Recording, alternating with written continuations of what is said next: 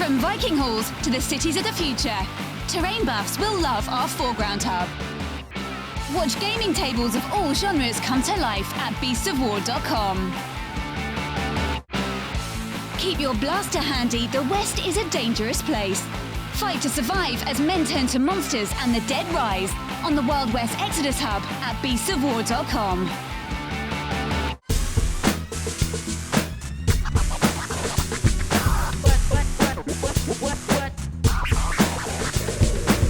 Good morning and welcome to the Weekender.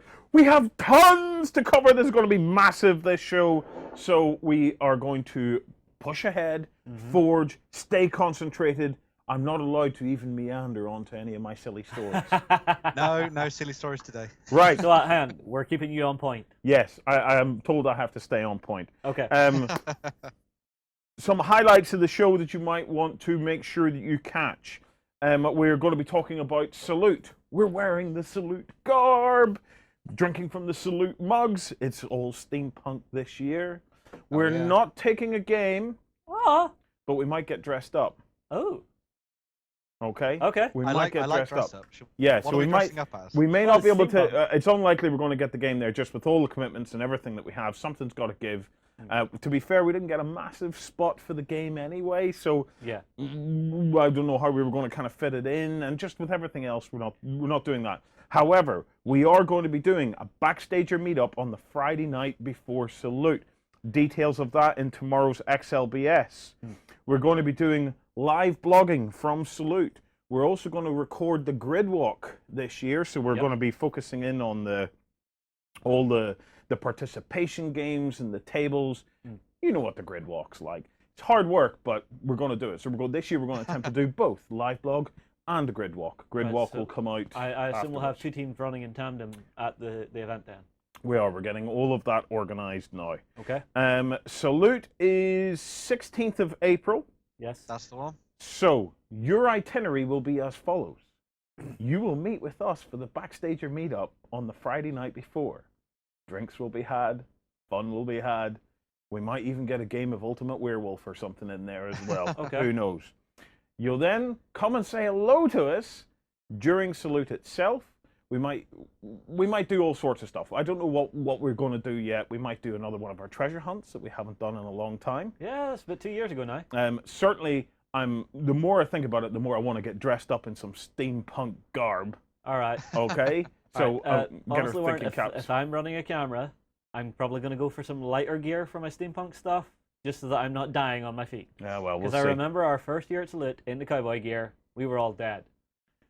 Man, but you had such great ventilation with them assless chaps. Anyway, so all day Saturday at Salute, and then Saturday night, we're having a party. Okay? Not And just any party. we're having a party. You're very, very welcome. I'm having my stag night on the Saturday night at Salute. Yeah. I couldn't think of anybody better to spend it with than Beasts of War and Beasts of War community. So if you fancy hanging around on the Saturday night and celebrating, I want to be careful what I say here. I will say this, Yeah. there is no concrete plan. So our current plan is not to have a plan. Yes. So we have our starting location, and where we go from that, Yeah. who knows? And male or female, you're welcome to that. It's not just a men thing. So if you're one of our lady viewers, you're more than welcome to come to that as well. So it's a complete party time. Okay, right. Some details about Salute. Excel Center, 16th of April. Biggest show in the UK, at least. It's kind of like our home show. We love this one. There's a massive painting competition at it, which we're going to be doing coverage of. And it is steampunk themed, as we've already discussed. So between now and then, we'll have a bit of a chit chat about steampunky type things that we can do. Yep. And then we sent Ben on a hunt to try and find some of the participation game highlights that we're going to be hunting out while we're there. So Ben, what have you come up with? Yeah, so I was looking through the big list of plans that they've put up. You can go and view the whole list of games that are going to be there. But I picked out sort of 5 that I thought would be pretty awesome. The first one is there's going to be like a wacky racist style event that's going on one of the game Right boards. in the childhood. Yeah. Exactly, yeah. That's from Black Hole Wargamers. Right, that's on the list. You are on the list, Wacky Races. Right, okay. Who else? The next one is something that I think we're all pretty excited about, and that's XCOM. They're going to be doing XCOM on the tabletop, so Marines versus aliens in sort of resistance style fighting. Oh, I like that. Let me clarify here. You're not talking about the XCOM board game. You're talking about someone doing an XCOM war game. Proper XCOM war game. Sold. On the Yeah. Right there. Sold. That's definitely on the list. What else have we got?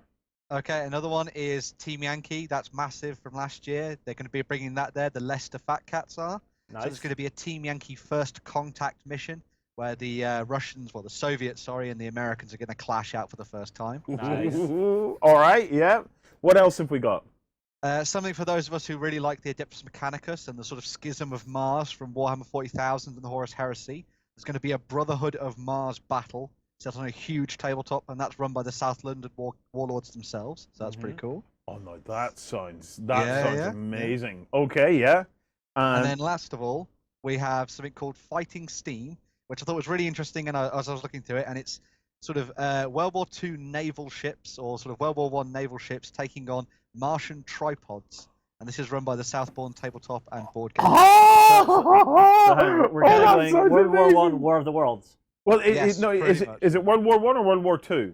I'm not quite sure. It was sort of big, huge dreadnought-style ships, so I think it's World War One. So, battleships versus Martian tripods. Yeah. Yep. That's the one. Oh, it's going to be epic. Right. Yeah. Okay. Look, if you can get to Salute, it has to go on your calendar of places to visit. Otherwise, be sure to stay tuned to the live blogs. And everything else that we're going to do, because it's just a crazy, crazy show. I'm looking forward to it absolutely immensely. We'll probably do one or two more updates over the coming weeks on the run up to the show. But we're all booked, we're all excited, yes. And we'll see you there. Right. Up next, we have. I believe I was about to tell you about all the other stuff to look forward to. In this episode, we have Firelock Games are coming on to do an interview with us to tell us about Blood and Plunder. I am really, really fired up for this. This looks so cool. It's so cool. Proper, full-on historical pirate game. That has everything in it. It's got ship combat. You can then jump off the ships onto shore and do. It's got everything. And you can do ship-to-ship combat. So we're going to be quizzing. We're going to be quizzing Mike about the historical aspects of the game and everything else. So stay tuned for that. We've got news. We've got reviews. We also will be finishing off the show. Well, just about finishing off the show with a massive interview with Dave from Hawk Wargames to talk about Dropzone Commander. I know a lot of people are looking at Drop Fleet, but wait till you see the plans that they have for Dropzone as well. And then finally, there's a crazy, crazy, beautiful castle terrain that we're going to talk about at the end of the show. Right. Oh, yes. To keep things moving forward, let's get Mike on the show, okay? And talk pirates. All right. Bye, Ben. We'll be right back after we tell you about some hubs. Flames of War brings you the battles of World War II in epic 15mm scale. Go to the hub on beastsofwar.com to find news, tactics, and tutorials about the game. In a world controlled by massive corporations, a steady aim and split-second decisions are needed for your megacon to complete its goals. Begin your missions at the Mercs Hub on beastsofwar.com. Hi guys, and welcome back. It's time to get your best pirate horrors on. This is the point where I'm going to have all my dreams busted and they didn't actually go har. And one man can tell us this. This is Mike from Firelock Games. They're bringing out a brand new game of piracy and buccaneers called Blood and Plunder. Mike's the lead developer and creator of the game. So Mike, what can you tell us about the setting? Okay, so Blood and Plunder takes place in the 17th century in the New World, primarily focusing on the Spanish Main right now. There's a lot of turmoil. Spain is claiming everything in the New World for themselves. They're not allowing any trade. Any foreign ships or anything caught in the New World are treated as interlopers, and they've kind of drawn a line and said even though there's peace in Europe, there's no peace beyond the line in the New World. So any foreign powers caught out there are often immediately put to work as slaves or just outright killed. So it's an exciting, kind of crazy setting. So, this is set in, or like, which parts of the world then are you kind of setting the game in? So we're focusing on the Spanish main, which pretty much means like mainland Spain, New Spain, so Mexico and Central America and South America, but it's also kind of included when people mention that. You're talking also about Cuba, Hispaniola, just the West Indies in general, Florida, areas like that. Yeah. And what about the actual the Buccaneers? Who were the Buccaneers of this time? So the Buccaneers, primarily English, French, and a little bit of Dutch. They started out as the word comes from bucanier, which is the French kind of settlers in Hispaniola, and they would hunt cattle and they would hunt hogs and stuff like that, and they kind of just lived, and they would trade with passing Spanish ships illegally, of course, because it was not allowed. Yeah. But they would trade the smoked meats that they would, which is what the word bucanier comes from. The bucan is kind of like an early barbecue. And so little by little, they started raiding these ships. And then they kind of started the whole buccaneering thing. Then the English came around in part of the Cromwell expedition, attempting to capture Hispaniola and failing, and eventually just capturing Jamaica, setting up Port Royal, which created this great giant pirate base from which giant expeditions were set out with thousands of men and tons of ships to go out and hunt down Spanish treasure. So the English Buccaneers, like, were they ex-Navy men, or what kind of people were they? Yeah, they were all kinds. They came from all walks of life. It was a mix of former soldiers from Cromwell's expedition. They were sailors. They were former slaves. They were just, street thugs. I mean, whoever they can get together, they could get together out in Port Royal and sail out and attack the Spanish would pretty much meet the needs. Yeah. What kind of life would they have lived? I will fully admit, although I believe that Justin has already made this clear on a previous episode. You have the movie opinion of a pirate's life. Yes. You're standing on the deck of your ship in your Captain Dave Mustaine outfit, going, Yes. "Har! Where's Bertie?" I am. I'm thinking, Keira Knightley's and stuff like that. Yeah. I would imagine real Buccaneer life probably was a little harsher than what we've seen on TV. Yeah. Yeah. Somebody in the, I believe it was in the 18th century, compared life aboard a ship to life on a prison, and life in prison being preferable life on a ship or something like that. But so these guys were pretty tough, and these guys, they didn't expect to live very long. They didn't save money. They would go out and make, the equivalent of like 10 years of a salary in one raid and blow it in a week of whoring and gambling and drinking. They live for the moment, for the day. So definitely a tough life, but also an exciting and fun one while it lasted. So what factions then, or groupings, are you expecting to have in the game? Or for example, starting off with these guys and then introducing others over time? Who are we likely to be able to play? All right, so right out of the gate, we've got a couple English and Spanish factions. So we have, on the English side, we've got the English Buccaneers. So these are the guys who kind of cross the line all the time between privateer, which is a legalized kind of pirate, and full-on pirate. And these guys were kind of like the future of what the original buccaneers were. Then we have the privateers, which are kind of more legitimate private navy forces, kind of. So they're very piratey in nature, but they would be more law-abiding form. So these are the guys that are running around with a letter from the king or the queen saying, "Thou is allowed to plunder." Exactly. Yeah. These are the guys who would kind of have taken that more seriously. Whereas the Buccaneers were kind of like, "Cool, we're not going to get arrested." Yeah. We're going to do anyway. So then on the Spanish side, we've got the Spanish militias, which is your generic, your basic guys who are defending their hometowns against these crazy Buccaneer raids. Then we also have the Spanish, what's called the guardacostas, which is their equivalent of a coast guard. Nothing like coast guards of today. These guys were basically pirates. Yeah. What they would do is enforce trade trade regulations, which meant no trade at all. So any goods you had were considered illicit. Therefore, they can take them and they'd get a portion of that prize. So, You're not meant to be here with that. That is now mine. What? exactly. Yes. And in future, where have you plans or ideas of where you might head in terms of factions? Yeah. So sky's the limit on factions. There's just so many groups. We're working on right now, and these will probably be some Kickstarter stretch goals. We have the French Buccaneers, known as the Filibusters. And these include the original Buccaneers. So these are like the woodsmen and the French sailors and stuff like that.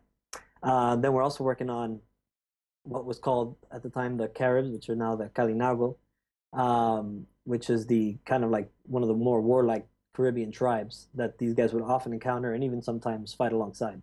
Mm-hmm. What about characters? Now, I'm racking my brain to try and think of some real pirates. Blackbeard, he was a real pirate. You know, Mike? Is there going to be any of the Can you tell us some of the kind of the big pirate characters or something like that that we might be able to play? Sure, I can tell you a couple. The two that we're working on immediately, I think, will be the most appropriate. So, the two we're working on immediately is Henry Morgan for the English. So, you know, the famous Captain Morgan of the Rum, same guy.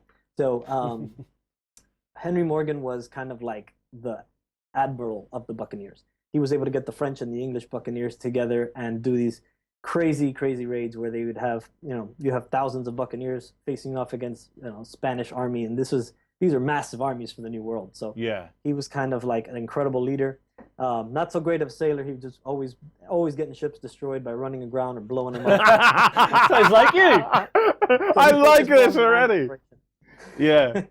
So, and then we have his nemesis, so to speak, even though they never faced off against each other, which was Manuel Rivero de Pardal, and he was either Spanish or Portuguese, depending on who you asked. Mm-hmm. And he was the first real Spanish privateer. So Spain was reluctant to hand out these letters of marque like the English were. So they finally, had enough of these pirates and started doing that. So he, super interesting, completely braggadocious guy. He would raid a small little town, with like maybe 10 people in it, and write about it in poems as if it was some grand victory. So he was your typical braggadocious Spaniard. Challenged Henry Morgan to an open sea duel. Nothing ever came of it, and he was actually ended up being killed by one of Morgan's sub-commanders later on. So he didn't even make it to Morgan. He didn't even make it to Morgan. Well, I was actually doing a little bit of reading on this earlier, and there was actually a point where I think Morgan was actually sent after him. But once Morgan got out to sea, he actually decided, you know what? Nah, I'm just going to go raid Panama. Yeah. Hell with your peace back in Europe. There was no money to be had in going out and hunting down Rivero. Yeah. Plenty of money to be had in raiding Panama, or so they thought. No, one of the things that it's important to get across about this game is this is you're going for true kind of historical accuracy and historical realism in this game. Can you tell us some of this, some of what we might expect, or like what lengths have you went to? What are we likely to see in the books and things like that? Because this is something I'm really, really interested in, because I would love to learn about this period, because everything in my mind on pirates is just TV and Hollywood. Well, so I actually am really drawn to the grittiness of the historical aspect. It has to be the weapons I want to learn about. What weapons are we going to see our Buccaneers and our Spaniards running around with? Mm-hmm. Right, Mike, cool. So, what have we got to look forward to from that historical perspective? Gotcha. So I'll get to the weapons second. So from the historical viewpoint, I've researched the setting personally, pretty in depth, but I kind of wasn't happy. It's really hard to find really good information on this because you have this cloud of the Yar pirates everywhere. Mm-hmm. So we went ahead and we contacted an author by the name of Benderson Little, who's a historian, and he's done some consultation for like the History Channel and Black Sails and stuff like that. And I came across a book of his called Sea Rover's Practice, which I highly recommend. Mm-hmm. I mean, this is like, if you're a war gamer, you'll definitely appreciate this book. He gets nitty gritty into the tactics, the weapons, the really detailed stuff that you won't normally find in other places. So I was like, this is our guy.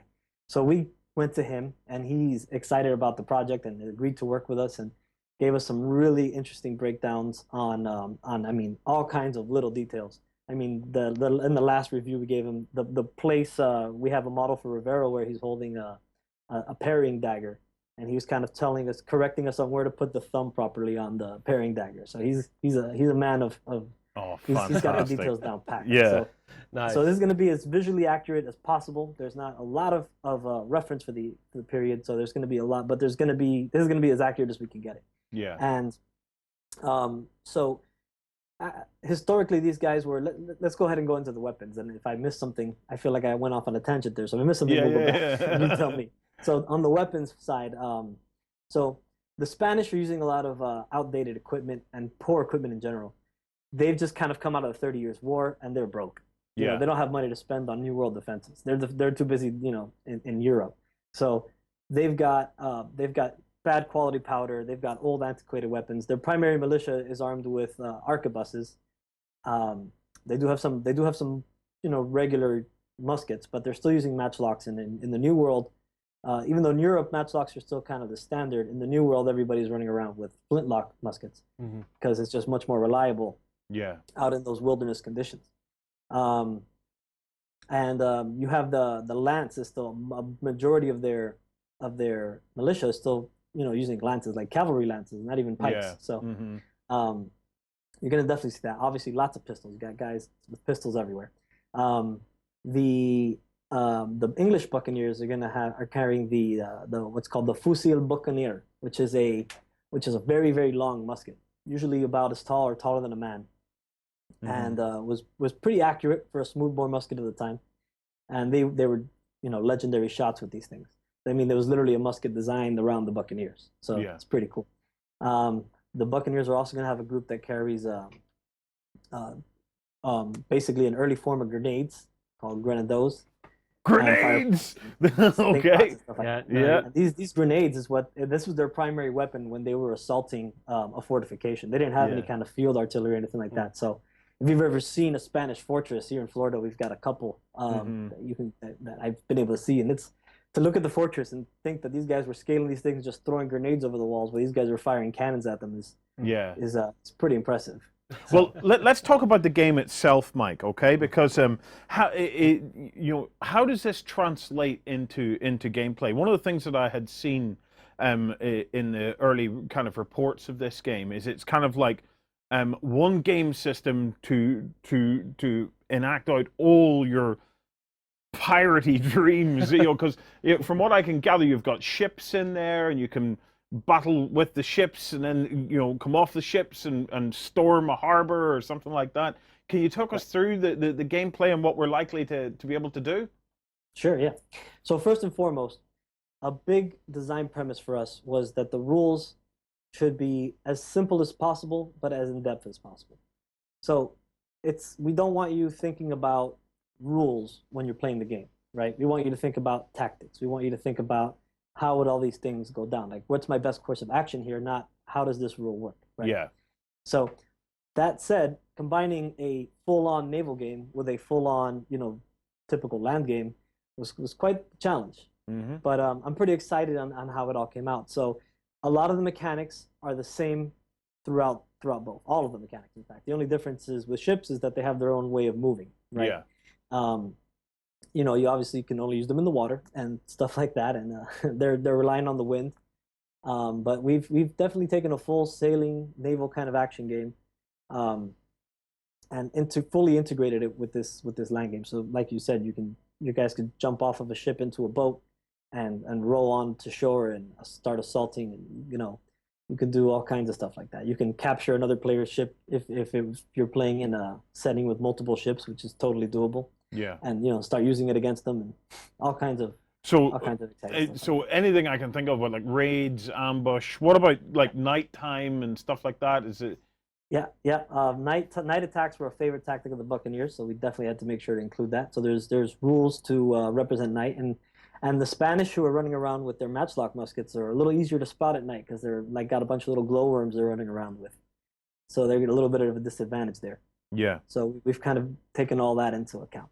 Yeah. And in terms of models, are we likely to see models of the ships? What are we likely to have access to model-wise?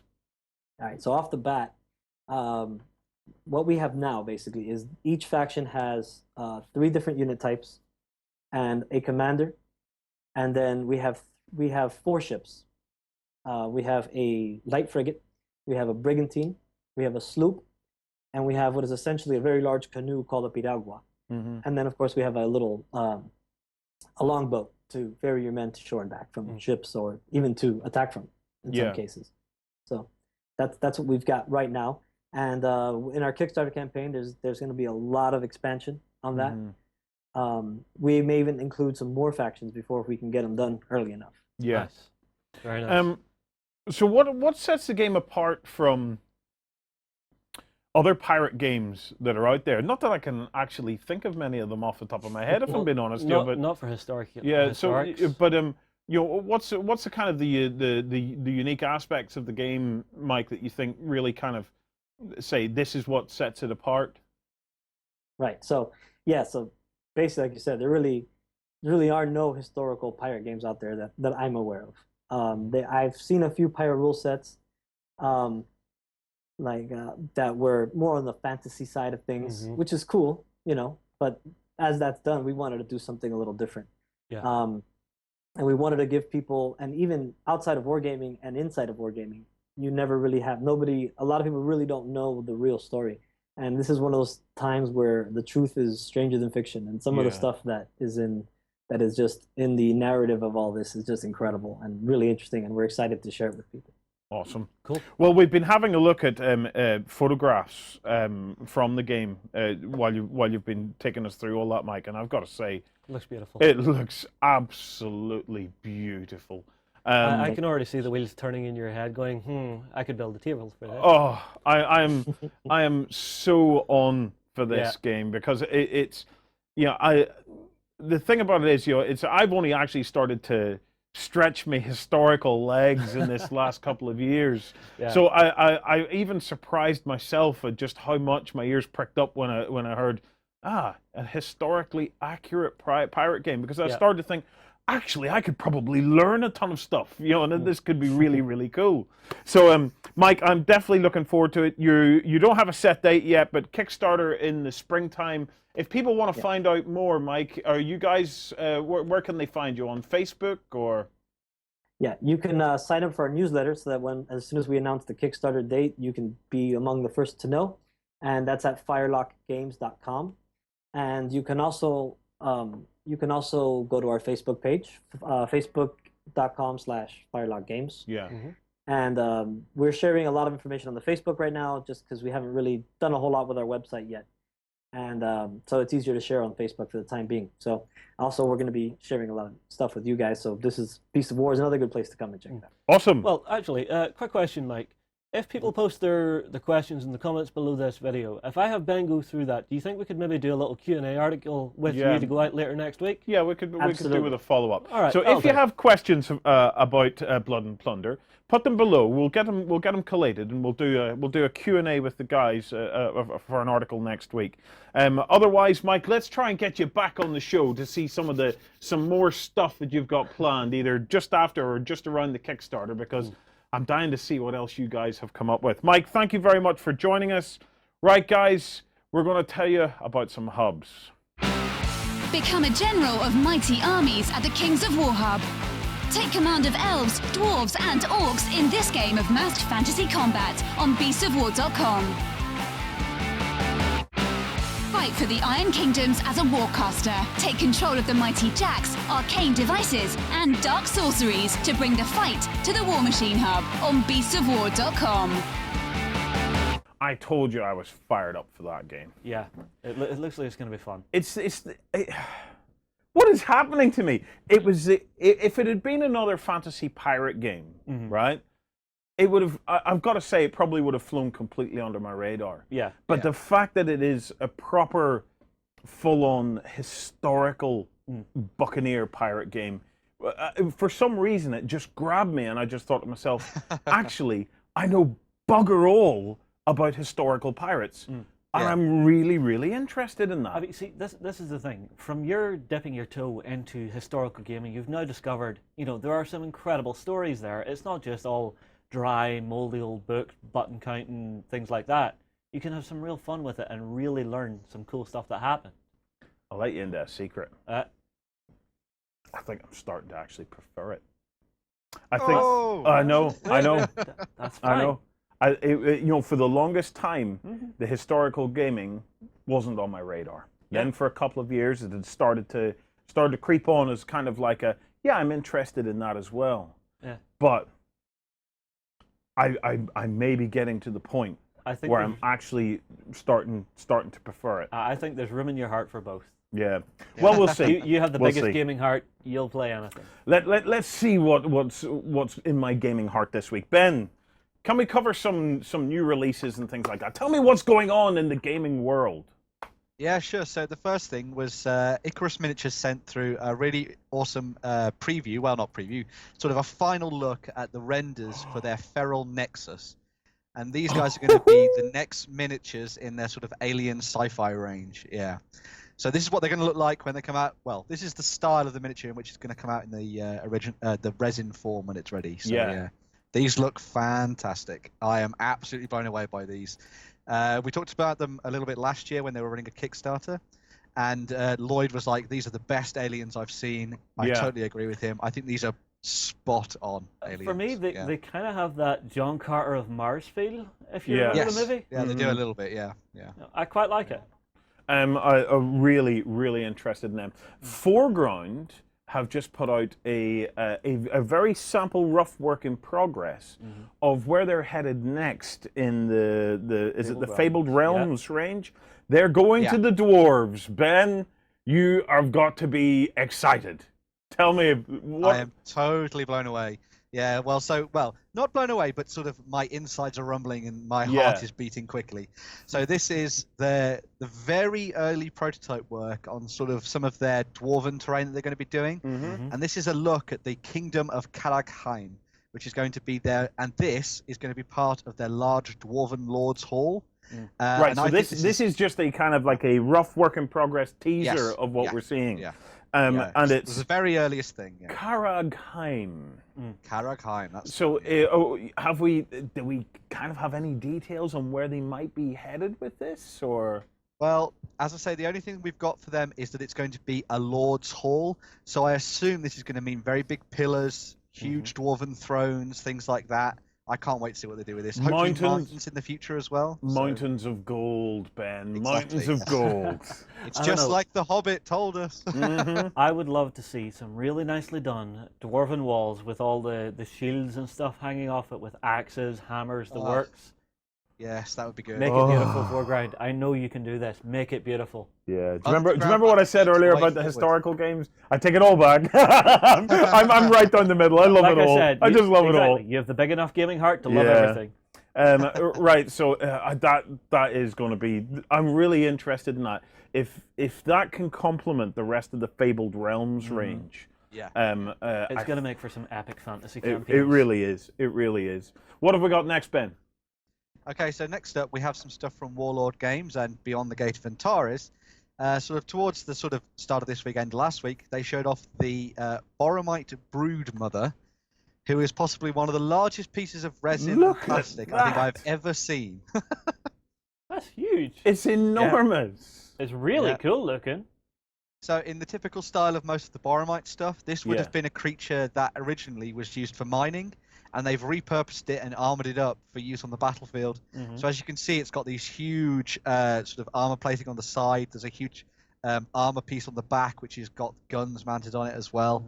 And then there is the maw of teeth at the front, which is just going to burrow through whatever stands in its way. That maw is absolutely nuts, isn't it? Yeah, although you also have a pilot in there, I think. If I go back to this image, you have a little dude in the top driving it. Yep. Someone poking that little brood mother forward, probably. Go to the very first picture there again, Justin. Picture? Yeah, go to the very first image to see, because then you can get a sense of scale of it. Yeah. I'm trying to get an idea. So that Boromite figure, he's not small in his own right, is he? He's a 28 mil guy. Yeah, he's a a hefty soldier. 28 mil guy at that. So I'm just trying to get a sense of the size of this model. It's going to be about, It's kind of. There's probably, I don't know. It looks like as much resin in that as in the Hierophant, to be honest. It's Probably. Close. I mean, I doubt if it's going to be as tall as the Hierophant or as. Yeah. That's an automatic game winner. That model. Really, Gates of Antares is now utterly broken because of that model. No. Because if you don't win with it, you can beat your opponent to death with it. It's whop. No, people wouldn't do that. No, oh yes, they would. Not. Remember the old metal dreadnoughts. You were. Was it Spencer from 40K Radio used to talk about? You stick it in his sock. Yeah. I still have one of those. This one here, you get yourself one of them kit bags and you just whop somebody to death with it. You get yourself a balaclava, maybe? Do we know anything about what it does in game, Ben? No idea yet. No, but hopefully the rules and stuff for that will be out soon, or maybe they're already out in the rulebook. I'm not quite sure yet. I'm not very clued up with Gates of Antares, but yeah, they might be out there. It's not the only release though for Gates of Antares, is there? There's a new Plastic Armies released as well. Yeah, so this is one of their new skirmish sets, and this is for the Isaurians. I'm not quite sure about how they play, but this is one of the coolest looking skirmish sets they've done so far. Yeah, I think I really like the most about this sort of mix of alien and human technology. It reminds me a little bit of sort of like the Combine from the Half-Life world, something like that. Mm-hmm. But as I say, not too sure on their background or anything like that, but it looks really cool. Well, you know a thing or two about the background, yeah, don't you? because you remember whenever we had John Stallard across a while back to talk about Zala's Horizon? Yeah. I remember reading through some of the stuff and talking to him about it. So these guys, the Isaurians, are actually another human society. So they're not alien, Ben. They are humans. Mm-hmm. It's just during the dark era of this world, they were completely cut off from everybody.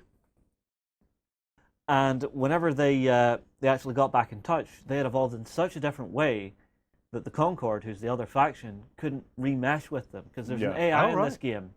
And whenever the AIs tried to reconnect, they couldn't. Mm-hmm. Therefore, the AI of the Concord just went, "You are incompatible with me. I must now destroy you." Yeah. Wow. Yeah. Mm-hmm. So awesome sounding faction. It's a really cool way for them to have evolved in a different direction, which is what I love about the Gates of Antares. Yeah. Yeah, yeah. Because even the Boramites were human at one point. Yeah. Yeah. They've just been engineered towards mining. It's the story of humanity's journey into space and how they've kind of evolved. They became neo-human, yeah. Okay, what's up next? Cool. So the next thing up is something from Steamforged Games. Everybody's pretty much Guildborn mad at the moment, and it's not hard to see why. But one of the teams that's recently gone on pre-order, and it should be out towards, I think it's the middle of April. I'm not sure. I think it is. This is the Hunters Guild, which is a really awesome new team. Yeah. Mm-hmm. Oh, the never mind the sculpts. The art direction on these minis is just fab. I love that big dude at the back. He's got that kind of Hulk Hogan thing going on his face, hasn't he? I do like him, but my favorite is Theron. He's the guy with the bow at the front. I think he's might be their captain. I really like the pose of him. I like the idea that he's using a bow and arrow on the football pitch, like to shoot the ball, or maybe I don't know. Yeah. And the cat. What is that? It's some kind of like a mountain it's like a lion. Wild cat. Yeah, it's like a mountain lion. I don't know. I love the little rogue character on the left there. He's got a really, really cool dynamic pose to him. Yeah. It's the expressions on the faces that they're getting in these sculpts is just fabulous. Have we any other pictures or anything else from these guys? There's nothing. Well, there are. You can go and check out them individually on their web store, so you can go and have a look at that. Yeah. But in terms of other players that are out at the moment as well, they're all going to be out at the same time. Mm-hmm. We have Fillet for the Butchers Guild. Yeah. And we also have Hammer for the Masons Guild as well. So. I thought they'd start to run out of names for all these characters, but they don't seem to have done so. Yeah, that is absolutely brilliant. Mm-hmm. That's a game that is utterly on fire at the moment. Really is. Yeah. Right, turning our attention to the community.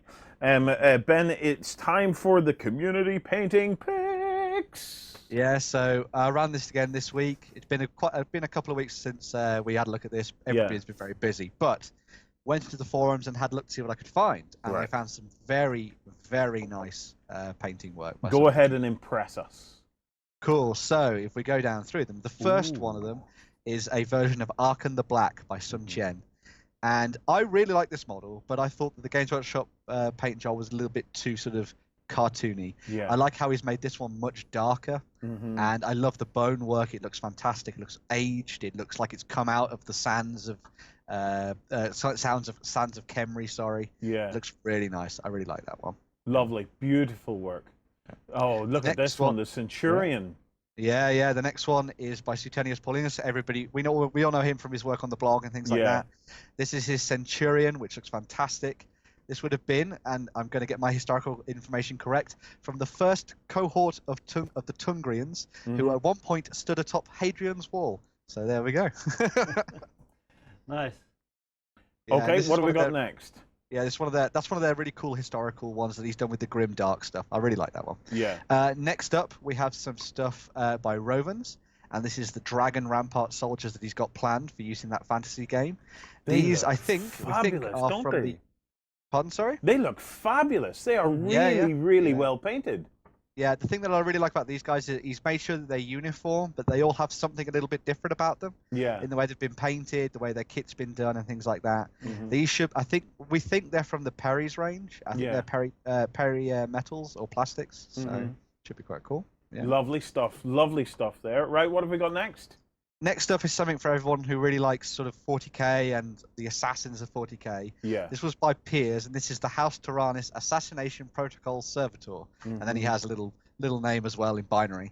And this was a massive kit bash effort from him, using some stuff from 40k, some stuff from lots of stuff from 40k, sorry, but things from Eldar, from Imperial Guard. Yeah. Some Warhammer Fantasy as well, in the mask, which is actually from an Empire Wizard. Looks really cool. I really like that one. Yeah. Really like that. And then finally, what's our last one? Well, we've got two more, actually. Oh, we've got two more? Yeah. Yeah. We have the Leviathan Siege Dreadnought by Ollie P. And this was a really cool look at doing metallics and sort of that one tone across the whole thing, but sort of making it look different, making each of the armor plates stand out.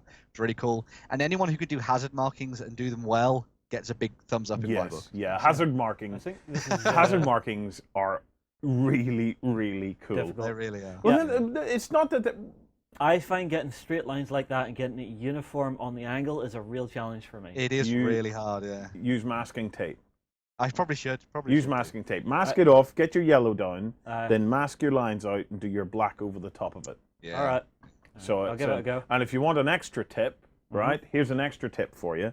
Mask it out, put your yellow down, okay? Yeah. Then mask where you're going to put your black lines, but give it a little spray of yellow first, the same yellow. Right. And what that does is it raises the surface just ever so slightly, so your black doesn't run underneath the masking tape.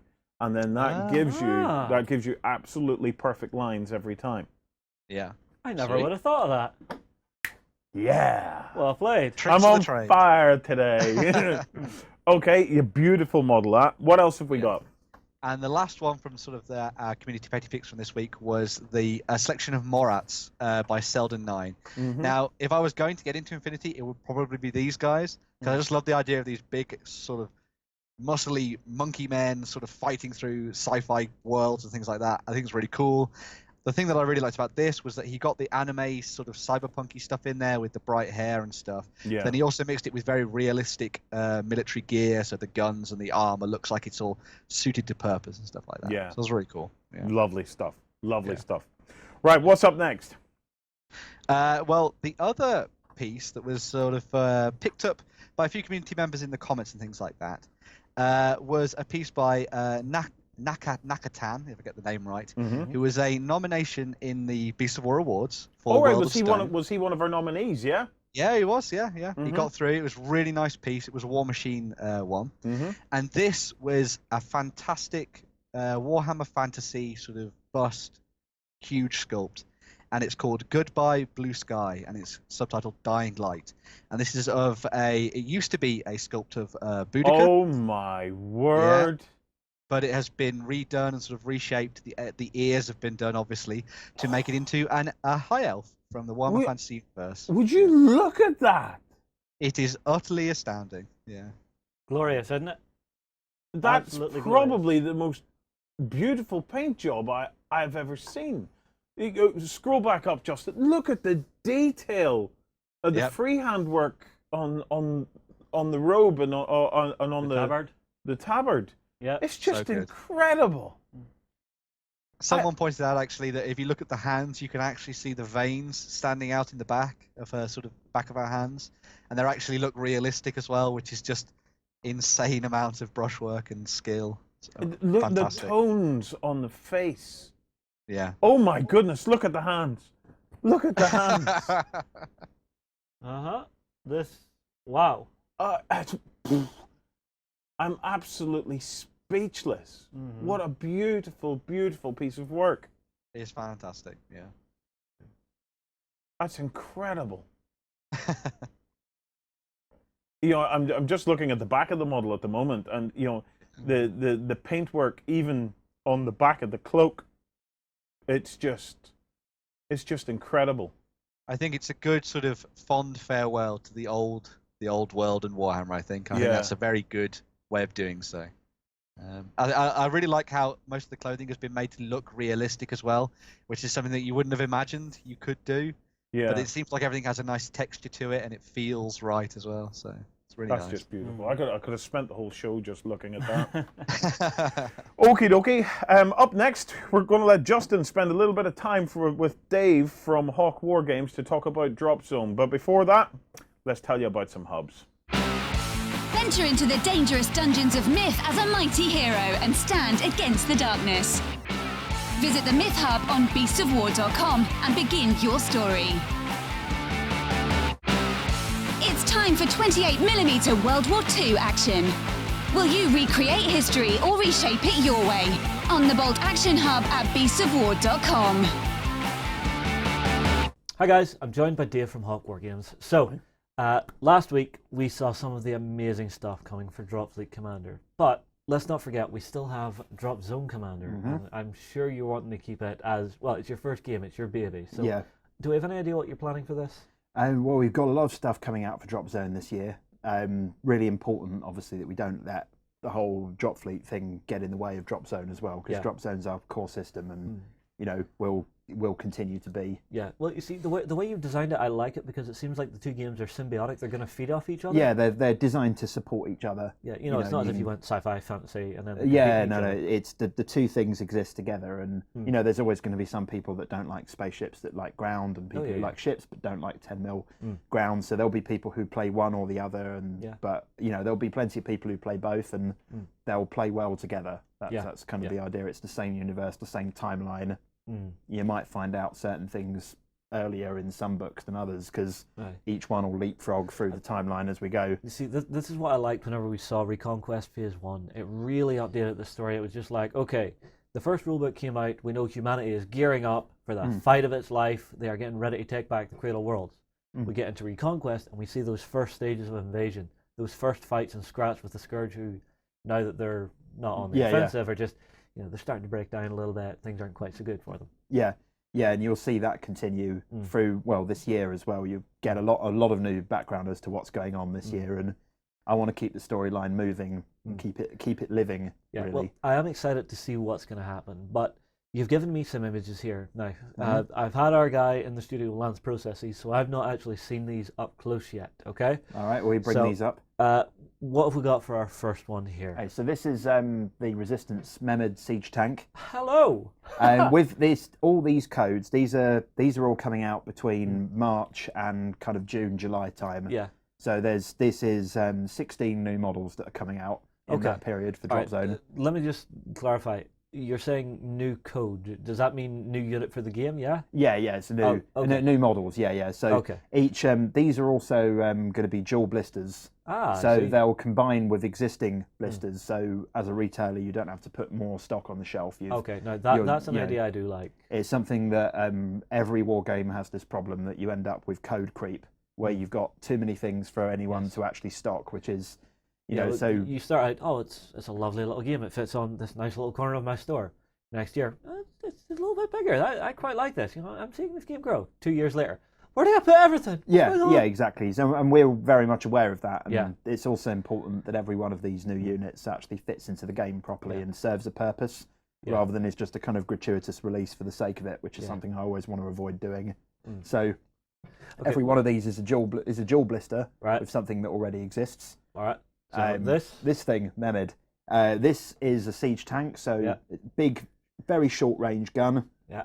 You can almost imagine the kind of high explosive shell pretty much rolling out of the barrel. It reminds me of you remember the Churchill from World War II? They actually had a variant of it that fired what they called the dustbin. Yep, I know exactly. Yeah. We did a show at Bovington a few years ago, and our stand was built around one of those tanks. Oh, nice. We had a I think it was a Panzer III on one side, and that variant was just right there. And yeah, it's literally, if you don't know it, it's a tank with just a sort of cast iron circle, and you put this big dustbin full of explosives, and a little charge on the inside of the turret would trigger it, and boom. Boom. Yeah. Well, it's basically looking across the street, and I'm guessing especially with this thing, that building over there mildly offends me. Yeah. Delete. And this is demolisher free, so it does triple damage against buildings. Ouch. But it also has another purpose in that big gun is energy 12, and energy 12 hurts big time. Yeah. Short range though, 12-inch, pretty much dead. So it's like I think it's 9 countered and 18 full. I don't really mind that because with this whole variant, I'm guessing you still have that secondary hull-mounted gun. Yeah, you've got the standard Energy 9 kind of moderate anti-tank hull gun as well. Yeah, and it's on a Hannibal platform, so it's tough. It's armor 10 2 DP, so it's hard to remove. It'll really need to be drop shipped in, so bring lift hawks because you'll need them, because otherwise it's doing nothing. It's just trundling along at the back, and it's going to be out of range of everything. Yeah, although I like having lift hawks along in the resistance simply for having that extra little bit of AA power in the area. Yeah, you've give lift hawks this. Once these have been dropped off, you're probably not going to move them again. They're probably going to do their thing where you want them to. Exactly. These are best right in the middle of the table. Be aggressive with them because they're tough. They can dish the pain. Yeah, that's where you drop them, and then you lift hawk and go off. Because yes, you've got your specialized weapon, but that Energy 9, I would never sniff at that because it's still going to do damage to this, that, and the other whenever you. Yeah, it's a nice bonus, and it's not coax either because it's on a turret, so you can face the two quite differently and shoot two different targets. So, exactly. Best employed against light vehicles. Energy 9's okay against buildings as well. If you just want to go for full-on demolition, then you can do up to 8 damage points per tank with these things, which is scary. If you roll well, of course. But hey, the dice have to come up something. Yep, but that's the beast. Yep. So next in the lineup that you've sent me, then we've got the Typhoon. I love the helicopters for the resistance, and this looks as if you loaded this out with some form of minigun? Yeah, chain guns. 2 really big caliber rapid fire. Nice. Anti-tank. Think the anti-tank version of the Stuka, the one with the 2 big cannons underneath. Yeah. That's that kind of approach. So it's more the standard Cyclone, the normal resistance helicopter, has got barrage, so it can do indirect fire. Yeah. It's more kind of tactically flexible. This is an out-and-out tank hunter. And I can live with that. Basically, that's what this thing does. It kills tanks. And it's tough as well. Yeah, well, I mean, it's what we see with the resistance stuff. It's that old style design where stuff is specialized to its task. UCM, everything's just so modular, so multi-purpose. This, we're seeing the pre-fall, if you want to call it that, technological Yeah, and a lot of styling. it's kind of self-indulgent, a lot of the resistance tech. It's when you've got a really big military budget and a really small need for units. So a lot of things like the Alexander, is the big fat tank, is basically a bit of a bloated unit. It does various different things with different weapons because there was loads of people involved in the design process, and it evolved over time, whereas the UCM is very much kind of, we will design this tank and then this module will come off, and it's more industrial. We can trade out turrets. Here we go. Yeah, exactly. Whereas the resistance stuff is more, it's more kind of based on a long-term, slow growth situation. Yeah, like it was before the Scourge invasion. Yeah, but for all the resistance stuff, this is sort of that old tech, so it's not the beat down grungy, civilian vehicle. Yeah, this is ex-military gear, so serious kind of good quality stuff that still runs. But the you odd still get to patch see of armor. that wear and tear. Because I know for the resistance, you like to design 3 variants for each component. Yeah. Every single part there's 3 slight different flavors with different armor plates that have been bolted on, and which one you get is random. Yeah. It means there's always triple the work to do with resistance cleaning up masters, because there's always 3 masters for everything rather than maybe just so, one. But for the final product, it gives it so much more of that ramshackle feel. Oh yeah, especially if you did one sculpt, okay, yeah, there's armor plates and stuff, but I have 5 of these tanks. Yeah, it starts to look, and Silly. if you've got like 5 different components and each bit is random, Yeah. you've got quite a Suddenly wide your mix. variation It's just very goes- unlikely that yeah. 2 models will look exactly the same in your army, which is always good. Yeah, well, I mean, like, speaking of variation, I've actually just noticed on the iPad here, we have one of the trucks. Now, these are some of my favorite vehicles in the entire range. So, Thunder Wagon, how is this one different to the ones we've already seen? So the Storm Wagon, which is the closest relative of this one, that's like Katyushas really. So that lots of little rockets on a big rack. So they're barrage, indirect fire, and the more of them you've got, the more effective they are. They just pull all these rockets into one single big fat blast template. Nice. These things are a bit. You can take fewer of them. You take a squad of 3. You just have 3 per squad. You can't take 9 or 2 or whatever. It has to be 3. Yeah. You can only fire 1 per turn, and they're all limited to 1 shot each. But as you can see, that's a really big rocket, and that's going to really sting when that hits. Yeah, it looks as if, all right, whenever we were looking at the drop fleet, the torpedoes that we saw, it looks as if they've taken something like that, maybe a smaller baby brother, strapped it on the back of a wagon, and just went, right, let's go have some fun, lads. Yeah, I mean, the resistance are split between the ex-military gear and the kind of homebrew stuff, and this is one of the homebrew units. So all 3 rockets are completely different sculpts because they're you get one of each. Scavenged from wherever the hell they can get their hands on. Yeah, and whatever they can bodge in their own workshops. These you actually get one of each definitely in the box, so you get the full variation because they're so different. They're not minor little differences, they're radically different each one. Yeah, but even then, whenever you're building these up, I'm sure you can swap and trade out the parts as much Oh as yeah, you want yeah. to There's really get them loads different of. looking. If you like kind of kit bashing and conversions, the Resistance are easily the best faction for that. yeah. If you want to do some custom work, we haven't exactly pinned the rules down for these yet, but that's broadly what they're going to be doing, and they're really, really potent. Generally anti-tank, but also some obvious demolisher capability as well. I think if you fired one of those into a building, it's going to go down pretty damn quickly. Yeah, it is. They'll be quite cheap too because all the trucks don't have any countermeasures, which means you've got to be careful where you put them, especially these roll-on units, because you probably won't bother taking a transport with this because it's going to have a long range and you just roll on at the back, but it will hurt. Yeah, but you see, having those transport units, which are the hovercrafts, are really useful. I always find for the Resistance because I can move. I've got my assault ram. I drive out. I shoot. Happy days. Oh yeah. It's nice for the more aggressive Resistance units that have got closer range weapons. You need those transports, and they're more than just meat crates with the Resistance because they're all armed. Because again, they're from a time where there was excess budget knocking around and things were less focused than they are with the UCM. So there's a gun on the side of the hovercraft just because. Yeah. And that's it's an Energy 9 cannon. You can't really sniff at it. Yeah, but even if you load your anti-air into that, like we saw whenever we ran the boot camp, I saw guys charging up with the hovercraft, getting their AA out, fair enough, shooting at whatever was in the sky, and the Energy 9 cannon was just going at whatever was nearby. They can all shoot when they disembark, which pretty much nothing else in the game can do. Yeah, now that's what makes them scary. Which is cool. Open top transport. That's the trade-off. Glass cannon. Yeah. Yeah. Right. Next in the lineup, who is this for? This is for PHR. The PHR have actually got there's 3 new models for each faction, but the PHR have actually got 5. Okay. Which we'll get onto because they're slightly 1 or 2 of them are quite small parts, so I did more of them just because. Yeah, fair enough. The 4 is a variant of the Tyrannus, which the Tyrannus has missiles and is good at building demo. That's largely what it's used for people who like the Tyrannus. This is more anti-tank, and it uses a barrage roll, which we brought in Reconquest Phase 1. So we didn't actually have barrage when the original Tyrannus came out. So this uses that mechanic.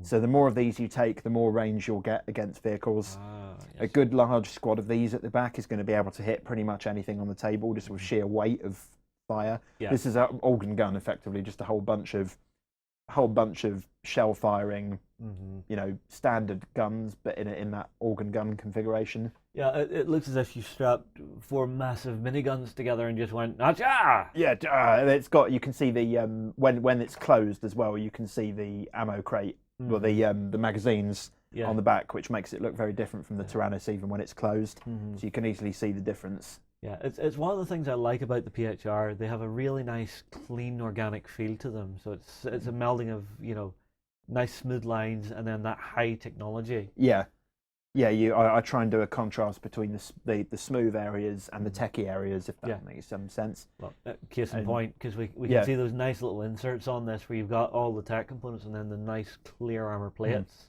Yeah, so this who's is this? Angelos A2, which the Angelos has a small transport capacity. It can carry one base of infantry, effectively. Yeah. This is something that a lot of players have been asking for, which is an Angelos with a flamethrower, and that's exactly what it is.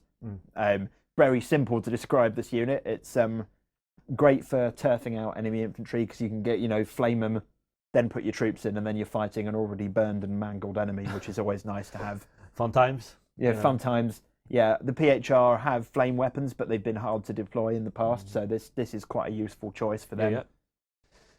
Well, what can you say? It's a flamer that you can just use to roast your enemies. And carries troops too. So the two together makes it quite an aggressive forward attack kind of unit. Very nice. Ooh, and you're the Ether, which is a Helios variant. The Helios has an anti-air multi-rocket battery that can also hurt tanks because you've got a lot of dice. Yeah. And shape charge means you do a damage point on a 6, and when you're rolling 6 dice, that's pretty good odds, really. That's not bad. This thing, on the other hand, has a nanomachine hive on the back. Which is what this big structure is here. That is indirect fire anti-tank, short range, but it's on a skimmer body, so it's quite quick. So if you can get that, particularly good behind buildings in the middle of the table where there are perhaps objectives in there, great at hunting APCs that are on the other side of that building because you just park these things behind there and nanomachine them from the other side of the building. This won't be able to do repair.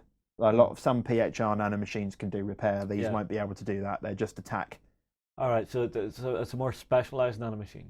Yeah, it's more. I mean, it's important as well for us that every single one of a lot of these new units don't have additional special rules attached to them. We wanted them to use the core mechanics that we had. Yeah. Because you can always do things with special rules, but I try to avoid doing special rules on every single unit we release. You see, if you do start adding more and more special rules, suddenly it's just, instead of getting, you talked about having the product creep, where you have more and more of it. Yeah, if rules you do the creep same with as well. rules, it can get to the same point where it becomes too dense. You bring in a few new things to keep things different and keep you engaged, but at the same time, there's a lot we can do with the core mechanics as they are. So a lot of these units use those, or existing, established things. And actually tweaking it, because I think the last thing I saw the nanomachines on was the big walker. Hades, Yeah, the Hades. And I thought, this is brilliant, but it's kind of slow. You've got to drop ship it in. The nanomachines on the Hades are there to deliberately tempt you into taking a dropship, because the Hades you can get away with just walking on, even if it's a focal point mission. If you kind of slowly trundle through the board, by the time you get to turn 5 or 6, you're in position, and a Hades is really hard to remove, so it'll probably make it there. But you're not getting the advantage of that nanomachine attack unless you dropship it in. I do generally try and encourage people to take dropships, but give people the option of not taking them with a lot of units, especially big ones like the Hades, because if you're taking a Poseidon as well, then that starts to get quite expensive. So it's tool for job. It feels like tactical combat, because do I want to drop my big expensive Hades right in the middle of the table to tempt my opponent into just spending its time going after him? Yeah. Which means, oh look, your resources are here. I'm off getting objectives. Haha, I win. Yeah, I mean, your Hades is a bullet sponge anyway, because it's got 8 DP, and it's not, none of those DP you deal to it is worth anything until it's dead. So you just you got to mean it if you want to kill one. Yeah. This is a bit more nippy, bit faster. Yeah. There's actually something we brought in a lot since the beginning, was PHR in the early days were universally slow. Yep. Like they were all slow and they were all tough, and that was basically it. That's what you got with PHR. Whereas now you've got more choice. I mean, you have limitations with your fast units, and they're not as fast as the Scourge or the Chitauri. They're never going to be that quick, but you do have some fast options now, like this, like the Apollo's very popular. Yeah. There's certain units like that you can use speed and use flanking units, but possibly not a whole army of them, because you're still getting your best points per punch value from your big fatties with PHR. Yeah, well, I mean, like we've got one of the walkers here. What is that weapon? Yep. Okay, so the Menchit is a unit it's been a problem child since day one. Okay. To be honest, because it's got a flamethrower. It's great. It's cheap, and we've made it cheaper in updates. So in terms of what you get, the Menchit A1. The standard, which just used to be called Menchit, and now it's Menchit A1, is cheap, and has a flame unit. Okay, so which is brilliant. Bargain flamer. Yeah, bargain flamer. It burns troops out of buildings, but the Menschit hull is quite slow, and a lot of the time, even though it was doing its job, people fly it in, drop it, burn the thing you want to burn, and then because they're quite slow, usually they don't make it to another building to burn something else. Whereas something like the Angelos on a skimmer platform is going to get there by itself. This thing is kind of an answer to a unit. I think people didn't take it as much, not because it was like bad or just because it wasn't very tactically flexible. It just did one thing, and that one job was. It was essentially that one-shot missile. I am sending you out. Burn them out of that building if you please. Yeah, and then that's kind of it. So this one now has a twin big fat anti-tank rockets on the side. Limited 2, so you only get to fire that weapon twice in a game. That's fair enough. But the missiles are dangerous. Close range, but they're going to be Devastator 2, which means they do double damage against vehicles, which sits them into a specialist category in that they're good at going after things with multiple DP. Yeah. You know, if you're using this on something with 1 damage point, you know, it's energy 10, great, you'll probably kill it, but it's a bit of a waste. You want to use it on... Yeah, if I see the UCM... what's the... Ferrum. Bingo. Yeah. I don't even need to say. You read my mind.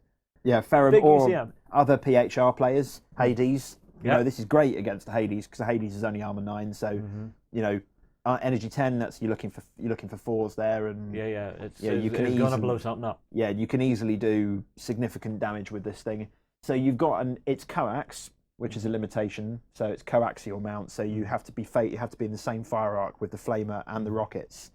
So there's a fair chance that you might not be able to get to use both in the same turn all the time. But it won't be that many more points than the normal Menschit, and it's something that people have been on about for a while. Tool. It's an extra tool. It's another option for you. You know, it's a different flavour of Menschit. You'll have to pay the points for this because this is definitely better than the A1. The A1 has a couple of miniguns on there, which is great for shooting infantry on the walls, and that's happening more now in Dropzone, that we've got more shooty infantry than we used to have. So it's more of a consideration than it used to be, but still, you know, if you prefer a bit more anti-tank punch, then there is your option. Hell, if it's energy 10, I'd still chuck that at a building if it was getting down to the low points. Yeah, you know, always worthwhile if you've got nothing else to shoot at. This is one of my favourites, this one here. What have you done to the... What the... Yeah, so this thing... You've dropped 2 massive rocket pods on the front of this. Yep. Is this just a moment of, okay, you know what? I'm tired of getting shot at. I'm taking some guns now? Well, the Poseidon, all heavy dropships, to be honest, they sit in a difficult place for tournaments specifically because they're really good in 2,000 point games, 2,500 point games.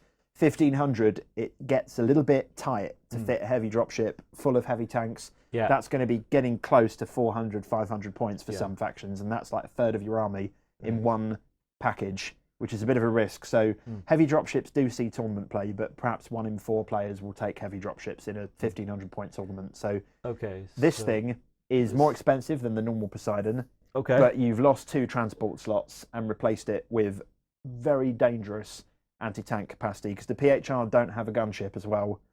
They have transports with rockets, like the Triton with the Mercury drones. It's got pretty good anti-tank rockets on there, but it's not a proper dedicated gunship. So this is sort of your answer whenever you look at, say, the American military. You've got the big, massive gunships with, you know, 105 cannons the in the side. Spectre, Damn. Yeah, that thing. Yeah, this is kind of like that because you can then have squads of 4 walkers, and 4 walker squads are always awkward because 6 is fine because you just put them in a Poseidon. 2 is fine because you put them in a Neptune. 4, you've got to have 2 Neptunes, and if you lose 1 Neptune, then staying in coherency is a problem. And people have been clamouring for a 4 transport walker for a while, for a 4 walker transport for a while, and this thing does that, and it also fulfills the gunship role. At the moment, we're looking at 2 profiles for those 2 weapons, 2 shots, energy 10 each. So 4 energy 10 shots you're putting down with this every turn from the air. Which is scary in a flying armor 6 platform with, I think, 65 or 60p the Poseidon has. So what's the movement on this thing? Not marvelous. I think it's 9 inches or 12. That's still not bad, and I can ignore it's been terrain a while. while I'm doing It's been a it. while since I've played PHR, and there are so many numbers in my head at the moment. Excuse me if I've got that wrong, but I think that's right. That's one thing I noticed. You have that mega mind of you contain this entire game within your one brain. Yeah, and eventually it bursts. But this, Not on camera, please. I had fun designing this thing. Those 2 rocket pods look pretty mean, especially if you see them in real life. They are big. They're like tank-sized rocket pods. Nice. They're not small at all. Nice. You know, but I think it's going to be a popular one for PHR. Yeah. So next Scourge. up. So the Overseer. Yeah. The Overseer is a variant of the Desolator. The Desolator is a get in there, kill them, be aggressive, except that it's probably going to die. Very Scourge. Nuclear explosions everywhere. Yeah, very Scourge. This thing is another command choice, and it uses the same hull, but it has this system on the front here. Yes. What is this? So what this does is this basically boosts the energy of nearby plasma weapons. So any weapon with the word plasma in its name, this one does have a special rule. This is one of the few that has a special rule for it. Any plasma weapons within, at the moment we're working with 9 inches, but that might change. We're still playtesting it. They go up. They either go up 1 energy or they go up 6 inches of range. You're a bad man, Dave. Because plasma is limited in range. You're generally stuck with 12 inches, which is quite restrictive. And they're energy 11 anyway, so you're bumping plasma up to energy 12, which is like, oh dear. Yeah, well, it's not even that. It's going, oh, by the way, plasma, 18 inches. What? Yeah, that too. I mean, it's potent. It has some firepower of its own. It's got some anti-air ability, because all this energy kicking around it is going to hurt aircraft as well. So it's not amazing anti-air for the points you're paying for this. Like, you don't take this for AA, but it's got some AA potential, largely to protect itself, really, from fighters, because this isn't... You want this in the middle, but you want it hiding behind buildings. You don't really want this in line. This is a really big target. Yeah, this is an obvious target. It's a nodal thing, so if you can kill this, then you're going to reduce the effectiveness of a lot of units. This working specifically with plasma weapons, you want to think about potentially building your list around these things, because you know, if you're short on plasma weapons, then it's not really going to make a great deal of sense to take this. Right. Just a quick question. Does that work for both friendly and enemy plasma weapons? Just friendly. Damn. Just friendly. No, we cover these things. No, I was just imagining rolling up in the massive resistance hovercraft. That's this Thunderstorm Custom with their energy 12 plasma, so they'd go up to energy 13 plasma. Yeah, no, that's not happening.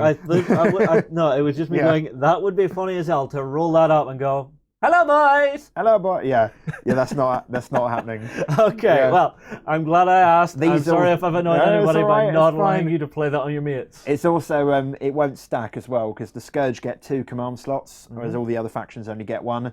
But having 2 of these together, they won't get +2 energy or +12 inches of range. Yeah, so it would literally just be you have 2 separate bubbles of this? Yeah.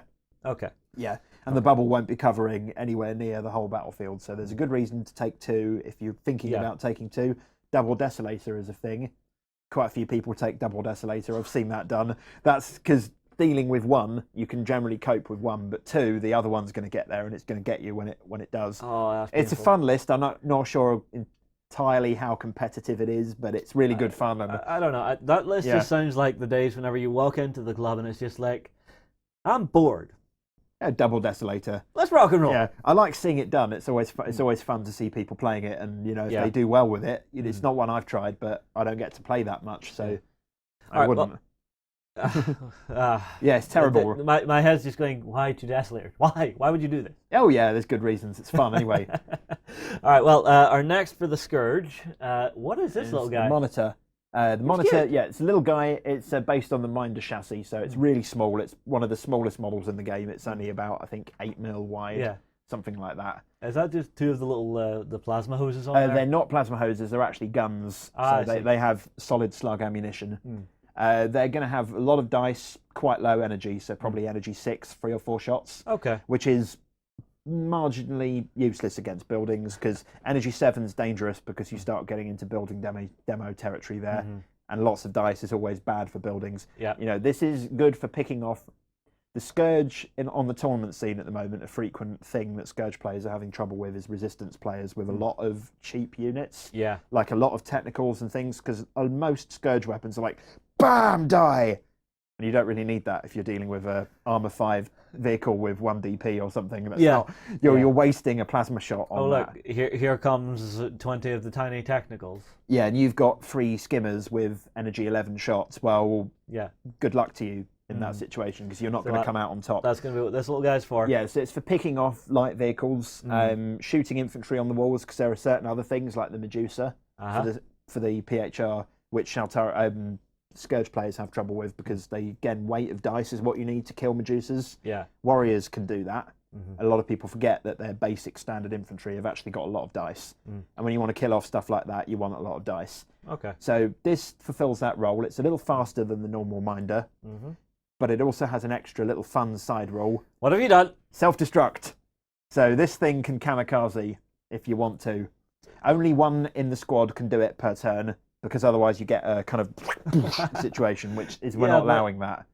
Still, it's like you just imagine them drawing straws. Okay, Bob, it's your turn. Go. But I don't want to. Go. Yeah, I mean, the Scourge, they have a sense of self-preservation. They're not kind of locust creatures. They have brains. Oh yeah. But at the same time, they live for the species more than they live for themselves. Yeah. So the idea of them, there's already a card in the Scourge command card deck for core overload that you can do that anyway. So it's already existing in the fluff. So it's not bringing in something new for them. Giving it to the new unit. Yeah. Okay. So that basically gives it a pretty scary anti-tank ability as well. If you want to go down that route, it's a side byproduct. Okay. Really. So all of a sudden, a Resistance Alexander has appeared. Go. Yeah, exactly. Your 4 energy 6 shots are going to do nothing against that, but at least you've got another option. And these will be cheap, really cheap. Okay, like cool. They're going to be well under 10 points. I don't know exactly what they'll be, but you'll want squads of 4 or 8 of these things. They're an annoyance unit. They're not going to be scouts though. Probably they might be scouts. The Minders are scouts. We're unsure yet. Well, you're tailoring them to roles, which is what Dropzone Commander is good for. Is this unit fills its role, So I don't know, trying to make something that does, bit of infantry, bit of a vehicle. Oh, it's going to scout too. It might get a little bit too much. Yeah, I mean it's a playtest thing. I mean they might be scouts, they might not. At the moment they're not, but they were scouts when we first wrote the rule, and we're dicing between them. We'll see what happens. It's a little roving, annoying unit. Yeah, and fun ones to take. The Scourge have quite a lot of those kind of units, which is a good reason to choose Scourge. Whoa! The Corruptor. This is something that players have been after for ages, and something I've been wanting to sculpt for ages. What are these weapons? Okay, so those are Razorworm pod launchers. So every one of those tubes has one Razorworm inside a basically big metal torpedo. Right. Those are fired against buildings. They punch through the roof. Right. And then out comes a Razorworm. So you can fire this 3 times per game, and that's enough to deploy 3 bases of Razorworms inside buildings. Yeah. You get the Razorworms for free whenever they generate, so you don't pay points for them, which is nice. And yeah, it's great for focal point missions, because you put them in there and they score. It's great for other things, it's because the Scourge have problems with certain scenarios, and this is really good at dealing with that. Yeah. And also it's another way of getting Razorworms on the board, because people love Razorworms, but again, that tournament list points value thing comes in, because currently the only way of getting them in is in heavy tanks, and you've always you really need like 6 of the things in a heavy dropship, and once you've done that, paying for 6 bases of Razorworms as well just goes beyond the pale. The points cost just rack up and up. Yeah, I think you're on like 490 points or something, which is just a bit too much for tournament play. Yeah. So people love Razorworms, and there's a lot of really cool artwork, and I wanted to do more with them. Yeah. And this is it. This is it, effectively. I really do like to see that you are considering, you're seeing your tournament scene, how it's growing, how it's evolving, and you're wanting to give people options for the problems that they're facing. So that it does come down really to player versus player tactics. I mean, like there is, you don't want to do, like, there are certain things that certain factions will never get. Yeah. And this is very Scourge. Everything that this unit is doing fits within the Scourge. Well, it's that shock assault, of, oh crap, this alien monster has just landed in the building where I'm trying to find my objective. I'm screwed right now. I need to run. Yeah, this fits in the Scourge aesthetic, and all of these units do, and it's something that I try and keep each race distinct, but also just bring in more tactical choices, and perhaps they achieve the same thing in different ways, but player skill. Actually, one thing that came up in our tournament lately, 50-man tournament, Right. and the top 5 were all 5 races, which I was immensely happy with. Really? Yep. That One of is- each in the top 5, That is a real accomplishment right there. which I was really, really happy with, and it's something that we want to see at every tournament we do. Awesome. Yeah, Awesome. it's really, really cool. I go round and I've always said I'd like to see every unit we sell being used somewhere in that tournament. Yeah, and having a specific purpose within the Yeah, list I mean, it's built some will be into. more popular than others, always, of course, but, you know, as long as everything is in some way gameable, you know, it's all sees play, that's my aim. Well, that's a really good way to be. You know, I don't want junk units in the game, because what's the point? Yeah, no, You know. definitely agree with that. So, Yeah, crossbow. onto the UCM, crossbow. What is this? This is a really simple one to understand. It's an emplacement, so it's dropped by light dropship. It can't move once it's been dropped, but it's got an infinite range laser. Not quite as powerful as the scimitar, which is very powerful, but it's still pretty nasty, and it's infinite range, and it's cheap. So I can basically drop maybe a couple of these down on the board. There's a fire lane I don't want you on. There's a fire lane I don't want you on.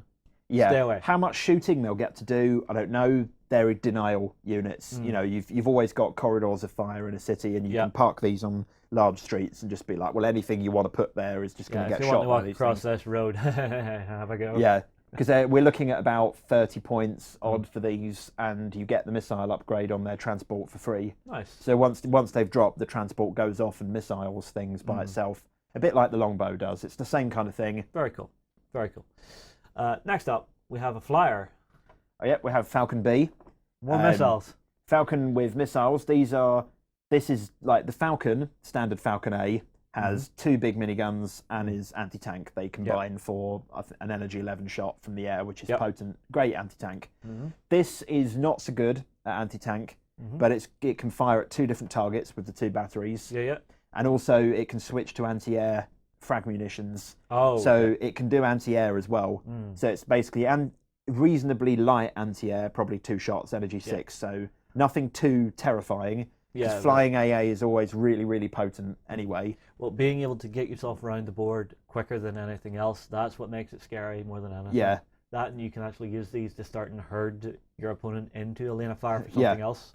Yeah, and they'll have evasion like the Falcon does, and they'll be quite cheap as well. Probably slightly cheaper than the normal Falcon, because it's anti-tank. Really powerful anti-tank is always expensive because there's not that much of it. On the subject of really powerful anti-tank, Hello! Seraphim Good morning, Retaliator. I heard you were having a nice day. Yep, Seraphim Retaliator. So the normal Seraphim has bombs underneath, which are great demolisher weapons, good at killing buildings. Yeah. This has missile hives. It can only fire twice per game. I don't care, look it at basically this. empties a whole rack of missiles. Yeah. And it's a barrage weapon. Yeah. So that's indirect fire from a fast mover, which means you can pretty much hit anything with immunity if you can play well, and if you've got the right avenues, and if the enemy hasn't quite positioned their AA that well. Yeah. And also barrage on a fast mover, a jet, is potent because barrage's template gets bigger when you get closer to the target. And of course this thing can fire right on top of the target. So you can be brave and get close and dish out a big template. Okay. It's properly dedicated anti-tank. I love the look of it. You know, the design is really, really nice. It's always been one of my favourite sculpts, the Seraphim. You know, and it's the normal Seraphim is more of a jack of all trades because this has the plasma attack as well that the normal Seraphim has. Right. So they've both got anti-tank that they can fire every turn. Yeah. Typically, the normal Seraphim doesn't use that until it's used most of its bombs because the bombs are really what you pay the points for. Yeah, and I'm guessing this is going to be the same because you're really paying for those missile hives. Yeah, although you'll probably end up firing both because you're going to be hitting tanks. So hitting a building and a tank in the same pass is quite difficult to do, whereas this you'll fire both weapons against a tank. Fair enough. Or a group of tanks because it's a blast marker with these things when you get close. Scary, very scary. Right, Shaltari. Shaltari, Firebird. The Firebird is closer range than the normal Thunderbird, but Devastator 2, so double damage against vehicles with multiple DP. Okay. Again, the rule we brought in with Phase 1, you'll see a few of these units use Devastator. Yeah, Only, well, I mean, whenever you're seeing Alexanders rolling around the table, you're just going, that's a big, nasty tank. I don't want to expose myself and just get one shot at this. I need to take this down quickly. How do I do this? Yeah. And you're losing range, so the normal range of 18 is dropping to 9. You're staying at energy 10, but you're gaining Devastator 2, which is really cool. Yeah, so basically you can send this in, if you're clever with your movement, really sneak up on something and really just hurt it. Yeah, it's great for killing ferrums as well, because ferrums tend to sit at the back and they've got 7 DP. Oof. So you need, if you're doing multiple DP with every hit, that's always nice. And these are good for that kind of thing. The great APC killers. Specifically, this is probably the best APC killer in the game, because it's cool. APCs always have 2 DP, and you're always going to hurt. You're going to, if you hurt them, gut them. if you hit it, it's dead because it's devastated too. So it's really useful for that kind of thing. Very nice. Very, very nice. And then we have the panther. Whoa, the panther. Whoa. This is a beast. Right, I'm going to bring this up. What is going on here? This is a beast. This is a unit I've been wanting to do for ages. Be scared. This is infinite range AA, which the game's not seen yet at all. The Shaltari tend to get esoteric special things like this. Infinite range AA is to be feared and worried about because, well, you can walk on at the back and hit anything on the table, which is spectacular. That's scary. Yep. Is it expensive? It's very expensive, yeah. Thank you. It's currently sitting at, I think, 115 points at the moment.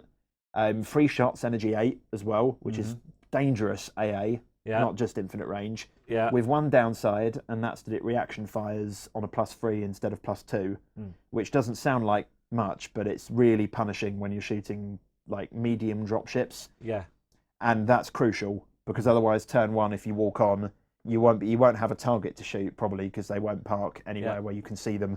But reaction fire, is a real issue with infinite range. So because it's slow traverse, it's a massive, great big turret. It's not exactly quick. This is not a nimble. It's not a nimble AA machine, but be scared. Yeah. But you're going to pay the points, and it doesn't have anything else. Yeah. That's it. It's only got that one gun. Tool for job. Yeah. This is going to do its job. People are not going to like seeing this on the tabletop. No. This is a choice that some players will like this, some won't. But you see, I like it because it's really going to influence people's tactics more than anything. Because they'll see it, they'll go, blast. Now I have to deal with that. How was I planning to deploy here? Yeah, it screws up. It's like the Annihilator. The Annihilator as a unit sometimes doesn't get to shoot, but you can't bunch tanks behind buildings anymore. You can't ignore it. Yeah. You just cannot ignore it. Yep. Our last one is this. The Leopard. Ooh, this is very nice. The Leopard is a bit like the very first unit we showed here, the Mehmed. So it's not building demo, but it's really close range, high energy anti-tank. So those two microwave guns, the arms, are the same weapons that the Dream Snare has. So either lots of dice against infantry or combine for a single energy 12 anti-tank shot. That's nice to have that flexibility on the tabletop. The one on the back is just 2 shots energy 12 anti-tank flat out. So it's focus microwave that's designed especially for melting tanks. So 3 shots energy 12. This is kicking out. Yeah. But all at a 9-inch. Something down. All at a 9-inch range. Oh, so you really have to get so close. you've really got to get close. It won't be that expensive for the amount of pain it's dishing out. But gates. It's that short range, and you're having to weather it to get there. And also gates now, since we made some minor changes to the rules, gates are now very expensive with Shaltari, and you need gates for this to be any good. Yeah. So you pay the gate tax, but at the same time you get this quite cheap. And if you want to be aggressive, then this will reward you for being aggressive. It's something I always like to do because I think aggressive play is more fun than cagey play sometimes. Yeah. Well, it's the thing. If you get someone that's just going to castle up and be a turtle player, it's not as much fun as if you're both going in for a good punch up. Yeah, this is a go in for a good. It's completely opposite to those infinite range ones. They fulfill a different role. You could take both, and you're messing them up while punching them in the face. So it's kind of what you want to do. Well, it's definitely an interesting set for what's coming for Dropzone Commander. It's nice to see that there's so much coming for Dropzone Commander because I do know we have been sitting here for a while. Hopefully the Dropzone Commander players out there are sitting there jumping for joy or crying in shame that they're now having to deal with some bad stuff. Yeah. But I think it's going to make for some interesting games in the future. That and these will all be in Phase 2 as well, which is worth mentioning, which I'm in the process of doing at the moment. Patrice is doing the art. Is this what I think it is? Are you announcing the next book? Yeah, the next book. Okay, guys. Reconquest Phase 2. Obviously, after Reconquest Phase 1, it's of course not the biggest secret in the world, but that's going to be out in the first half of this year. Okay, awesome. As long as nothing goes wrong, it shouldn't do. It's well on the way. Maybe in time for Salute, but that's a maybe. All right, Can't promise that, but keep your ear to the ground, guys. As soon as we can get it out, we'll get it out. And there's all this new toys are in there. All right, well, Dave, thank you for joining us. Thank you for all the info on Dropzone Commander. Guys, drop us a comment below. What do you think? Are you happy with what you're seeing? Humanity has been driven from Earth, but now it's time to take it back. Join the Reconquest and fight the Scourge on the Dropzone Commander Hub at beastsofwar.com. Anime cyberpunk style meets skirmish combat in Infinity. Experience 8 high-tech factions and fight to control the human sphere at the Infinity Hub on beastsofwar.com. So that's what's happening with Dropzone Commander. Incredible, isn't it? I really enjoyed that chat with Dave because it's nice to see that Dropzone isn't being forgotten now that they have the new game coming out. You know, I think that was one very important thing for There him was during never that. any danger of it being forgotten, though, was I know, really? But I think that was something he really wanted to get across in that interview was just, we are not forgetting this game. We are still caring for this game and loving this game. Yeah. Okay, awesome stuff. Right, to finish off the show, bear with us because I've got a couple of prize winners to announce. But before we get there, we have one little Kickstarter to tell you about, and this is the Dwarven Forge Castle Terrain. So let's get a look at that. Ben, what can you tell us about it? Okay, so Dwarven Forge in the past have been doing some really great stuff for role-playing games in terms of terrain. Yeah. They've developed dungeons, they've developed towns, and the newest thing they're looking at doing is creating a modular set of terrain to make castles. Oh, wow. So this is totally focused on making historical and fantasy buildings that would all fit within a castle. So you've got gatehouses, towers, walls, like an entire citadel and keep in the center of it, and all the other bits and pieces that you would need to make yourself a huge castle that would sit in the middle of your table and be sieged by an army, which is basically the way that I want to use it. So. Yeah. Now, I was actually watching the video for this, and the one thing that I noticed was the pieces are actually magnetized to go together. Yeah. And I think that makes for a really great modular system because it's going to snap together and stay together. Well, we're going through our own castle stuff at the moment, where we've been. But what we did is we opted for the plastic toy approach, cutting it all up and putting it back together. But if you go back up to that image, up to this image, just look at that. Yeah. Well, I mean, like I think this is the really big, massive piece. If you go nuts with this, you can build a beautiful castle here. Yeah. And the stuff in the foreground, is that from previous Kickstarters, Ben? The likes of the houses and things like that? Yeah, a lot of the houses and things, I think some of them are theirs, but the rest of it is sort of like the roadways and the way that all that sort of comes together. That's part of their collection. So the town layout, as it were. Yeah. So go ahead, Ben. One of the things that I think is really cool about all the Dwarven Forge stuff is that they not only create it in sort of a dungeon grey, as they call it, so you can paint it yourself. Yeah. But they also have a pre-painted option, which adds all the detail and things to it as well. So you can take it as pretty much a jigsaw of awesome castle parts and put it together on the tabletop and make it just straight out of the box and get playing with it as well. So let's browse through some of the pledge levels here, Justin. Do we get a feel for what you get in your pledges? Yeah, you've got your gatehouse to start with. So you obviously get your drawbridge, you get the double doors, you get the 4 high crenellated corners, or is that how you say that word? Crenellated? Yeah. Crenellations. Crenellations, yeah. Crenellated, yeah.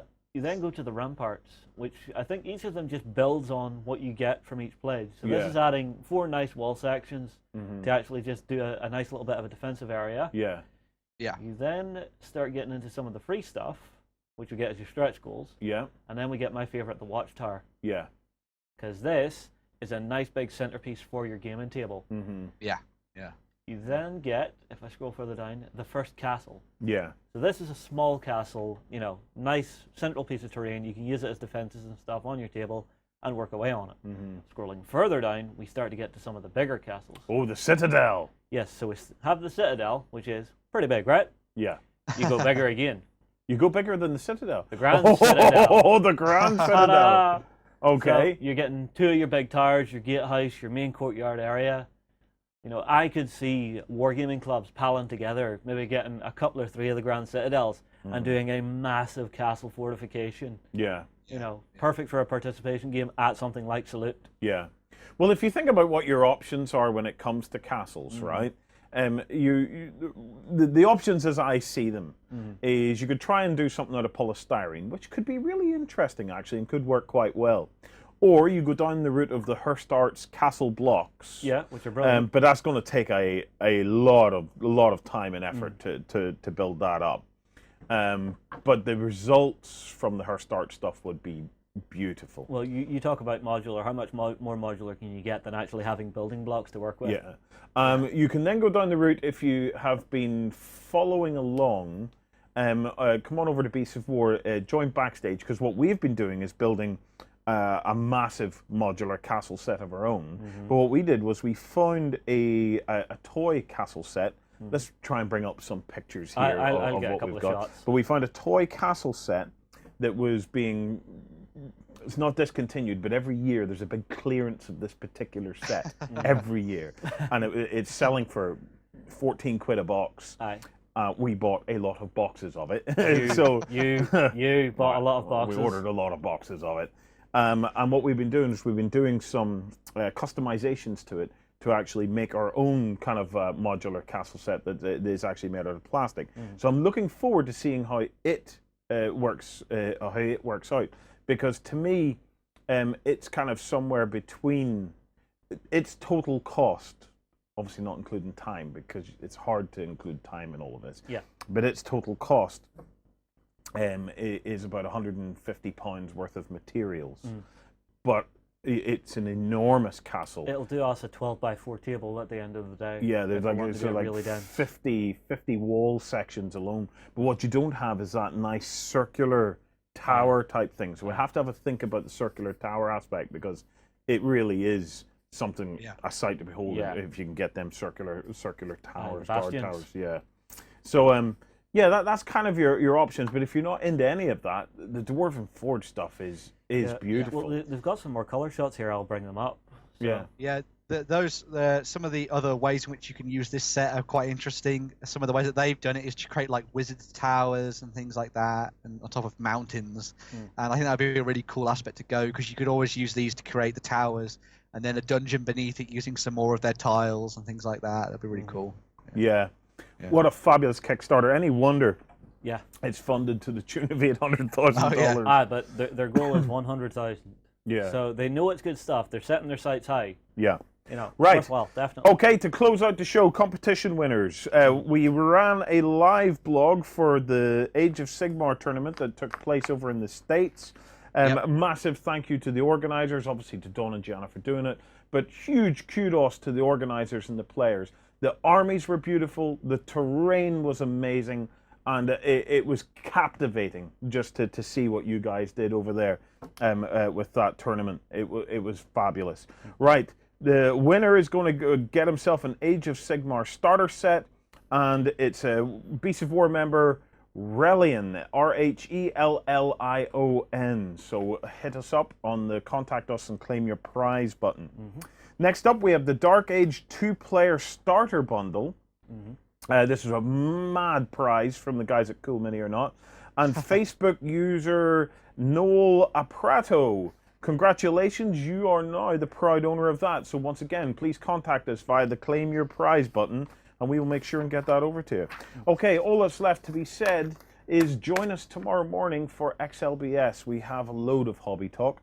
I have some conversations to have about campaigns and more intricate kind of options and things like that within campaigns, and how campaigns can apply to different kind of genres and things like that. So I've got a lot to talk about in campaigns.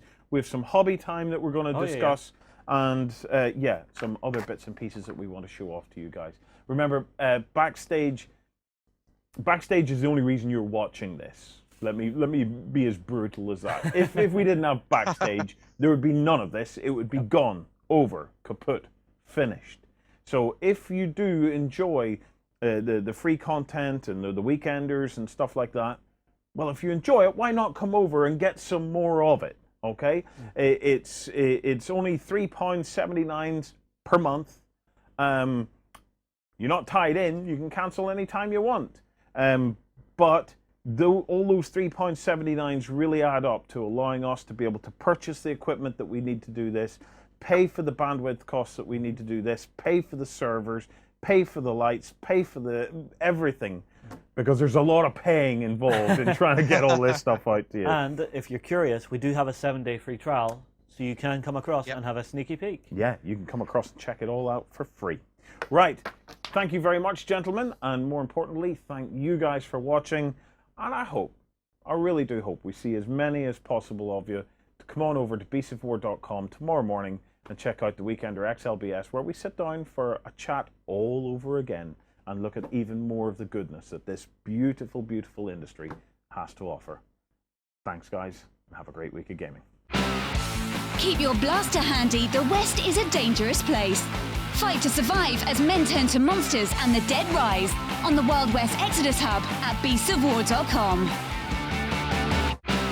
Fight for the Iron Kingdoms as a warcaster. Take control of the mighty jacks, arcane devices, and dark sorceries to bring the fight to the War Machine Hub on beastsofwar.com.